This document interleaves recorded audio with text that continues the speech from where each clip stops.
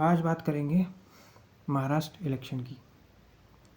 Maharashtra election में अजीत पवार ने बाकी महायुति की पार्टियों को से किनारा करके हुए कह दिया है कि इनका जो नारा है एक रहेंगे तो सेफ रहेंगे, इसको हम नहीं मानते।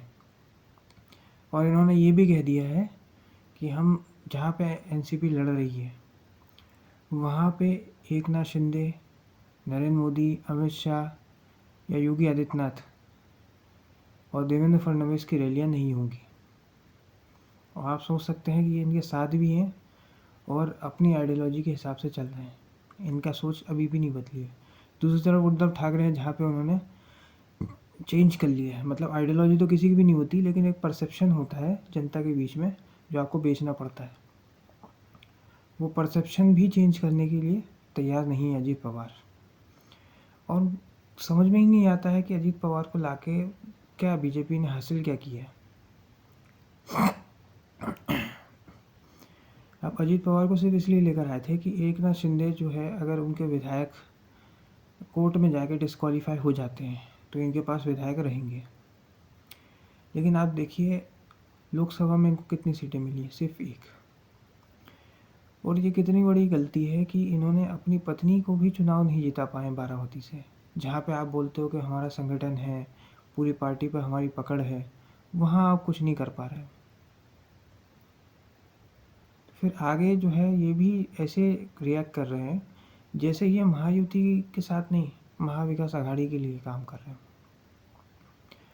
वो ब्लेंडर भी हमने देख लिया है कि नवाब मलिक और नवाब मलिक की लड़की दोनों को चुनाव लड़वाया जा रहा है। एक विशेष वर्ग को खुश करने के लिए ये पूरा जो महायुति का नैरेटिव है उससे अलग होकर ही कोशिश कर रहे हैं। लाडली बहना योजना का भी क्रेडिट लेने की कोशिश कर रहे हैं कि अजीत पवार की योजना थी वो। हालांकि पहले एमपी में लागू हुई थी, उसके बाद महाराष्ट्र में लागू की गई है। क्रेडिट तो सभी लेने की कोशिश करते हैं, चाहे वो एकनाथ शिंदे हो या देवेंद्र फडणवीस हो या अजीत पवार हो। तो वो तो सभी क्रेडिट तो सभी लेना चाहते हैं, कोई ब्रिज बने, चाहे कोई रोड बने, चाहे कोई योजना हो ऐसे। और महिला वोट वैसे ही खींच लिया है। उसके बाद मराठा वोट भी खींचने की कोशिश कर रही थी भाजपा, लेकिन बार बार अजीत पवार उसमें से कुछ ना कुछ किए जा रहे हैं। तो प्रश्न उठता है कि अब तो सरकार भी नहीं रही थी, तो फिर इन्होंने 53 सीटें क्यों दी अजीत पवार को? क्या हासिल होगा उससे? बल्कि अगर ये अच्छी सीटें जीत गए, आपका वोट कन्वर्ट हो गया इनके पास, ये तो करवा नहीं पाएंगे, उस पर मुझे डाउट है। लेकिन 53 सीटों में से अगर अच्छी सीटें निकाल ली इन्होंने तो क्या गारंटी है आपके साथ ही रहेंगे, वापस शरद पवार के पास भी जा सकते हैं। और अगर सीटें कम आई तो आप ही का नुकसान है, तो इसमें फ़ायदा कुछ हुआ ही नहीं।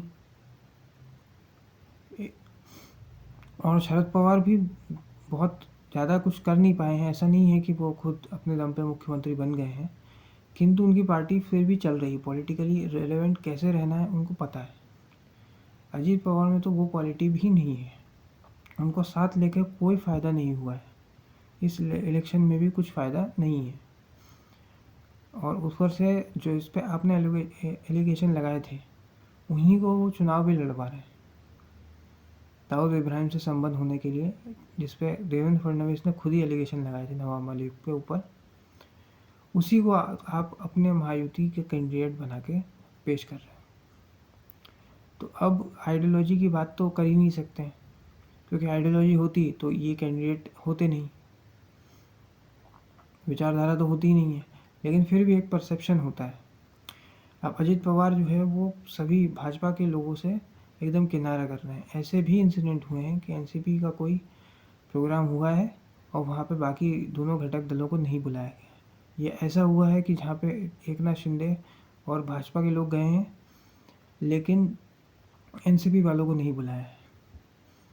तो तीनों पार्टियाँ जो है वो एक अजीत पवार के साथ सेफ नहीं है, अपने आप को वैसे सहज नहीं महसूस करती हैं जैसे बीजेपी शिवसेना साथ में आती है। वैसे ही उद्धव ठाकरे का है कि उद्धव ठाकरे कांग्रेस के साथ वैसा सहज महसूस नहीं करते जैसे वो पहले भाजपा के साथ करते थे। राजनीतिक अस्तित्व की लड़ाई दोनों लड़ रहे हैं, उद्धव ठाकरे हों चाहे अजीत पवार हो।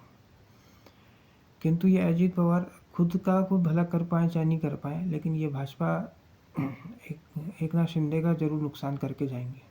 अपनी अपनी नीतियों से, अपने स्टेटमेंट से कुछ ना कुछ तो ये नुकसान करेंगे ही करेंगे। और अगर इस बार भी बहुमत का आंकड़ा नहीं पार कर पाए तो जो अजीत पवार हैं वो तो दूसरे के साथ भी जा सकते हैं, महाविकास आघाड़ी के साथ भी जा सकते हैं, क्योंकि राजनीति में सिर्फ परसेप्शन मैटर करता है, विचारधारा तो किसी की भी नहीं होती है। सब लोग एक परसेप्शन, एक नैरेटिव को बेचने की कोशिश करते हैं। अब ये महायुति का पूरा जो परसेप्शन बनाने की कोशिश की गई थी, उसके अजीत पवार एकदम ही अलग जा रहे हैं। ये पहले जैसी आइडियोलॉजी थी वैसे ही आइडियोलॉजी को दिखा रहे हैं कि हम तो वैसी आइडियोलॉजी को फॉलो करते हैं। अल्पसंख्यक वोटों के लिए ये सब किया जा रहा है, और हो सकता है भाजपा ने इनको अल्पसंख्यक वोटों के लिए ही रखा हो। जहाँ पे थोड़े अल्पसंख्यक ज़्यादा हों वहाँ पे अजीत पवार का फ़ायदा मिल जाए, क्योंकि और अगर ये वोट शरद पवार को ही चला गया और SC/ST वोट भी चला गया तो हो सकता है कि अजीत पवार इस चुनाव के बाद हाशिए की पार्टी बन के रह जाए, उनका फिर राजनीतिक अस्तित्व बचे ही ना। कई लोग तो ये भी अनुमान लगा रहे हैं कि अजीत पवार और उद्धव ठाकरे का इस चुनाव के बाद अस्तित्व खत्म हो जाएगा। इवन कई लोग तो ये भी कह रहे हैं कि मनसे के भी नीचे चले जाएगी, मनसे भी उससे बेटर कर सकती है इन दोनों पार्टियों से, 5वें और 6वें नंबर से भी नीचे जा सकते हैं ये लोग, 6वें 7वें भी जा सकते हैं। तो आप देखिए कि इन्होंने ऐसे व्यक्ति को अपने साथ ले लिया है जो हर जगह पे इनकी नीतियों का ही विरोध करते हैं। कल को अगर आप पूछेंगे कि मराठा आरक्षण होना चाहिए या नहीं होना चाहिए, तो हो सकता है अजीत पवार भी भाजपा शिवसेना से अलग ही जाए, हर मुद्दे पे ये अलग ही जा रहे हैं। तो ये 53 सीट जो दी है अजीत पवार को, ये किस बेसिस पे दी है? क्योंकि लोकसभा में तो इन्होंने कोई भी अच्छा प्रदर्शन नहीं किया है। तो राजनीति में हर चीज़ को फ़ायदे और नुकसान के हिसाब से देखना पड़ता है कि हमें इनको लाकर क्या फ़ायदा हो रहा है, ये एसेट हैं या लायबिलिटी हैं। मेरे हिसाब से तो ये लायबिलिटी साबित होंगे, तो इलेक्शन रिजल्ट के बाद ही बताया जा सकता है कि कितनी बड़ी लायबिलिटी है ये 53 सीट हो सकता है कि वेस्ट भी चले जाएं, क्योंकि अजीत पवार तो कुछ भाजपा शिवसेना को देने वाले नहीं हैं। हाँ, भाजपा शिवसेना का वोट इनको मिल जाए, शिफ्ट हो जाए तो अलग बात है। आप देखिए, राष्ट्रवाद पे बात करने वाली पार्टी, हिंदुत्व पे बात करने वाली पार्टी ने अपने घटक दल ही ऐसे बनाए हैं जो हर चीज़ में स्टेटमेंट ही उल्टा दे रहे हैं, हर चीज़ में अलग ही जा रहे हैं, फिर भी सत्ता के लिए लोग सब कुछ करते हैं, उसके लिए कर भी रहे हैं। कुछ भी इनकी सोच मिलती नहीं है, फिर भी ये जा रहे हैं और फिर भी ये बातें करेंगे आइडियोलॉजी की। कितना आयरनी है, कितना हास्यास्पद है कि ये अजीत पवार, जिनके कभी भी शिवसेना और भाजपा से कुछ भी मैच नहीं करता है, इनके सारे स्टेटमेंट अलग ही जा रहे हैं, अलग वे में जा रहे हैं, उसके बाद भी भाजपा इनको साथ में लिए हुए है और इतनी सारी सीटें दी हुई है। बेहतर होता कि इनको कुछ 20 सीटें या 10 सीटें ही देते, या फिर इनको कहते कि आप अलग हो जाओ, तो ये अलग चुनाव लड़ लेते और इससे तो भाजपा का कोई नुकसान होता भी नहीं, क्योंकि इनका जो वोटर है वो शरद पवार का वोटर है। अब शरद पवार को का ही वोट काटेंगे, अगर एक काटेंगे तो ये इनको साथ में क्यों लिए हैं ये कोई नहीं जानता।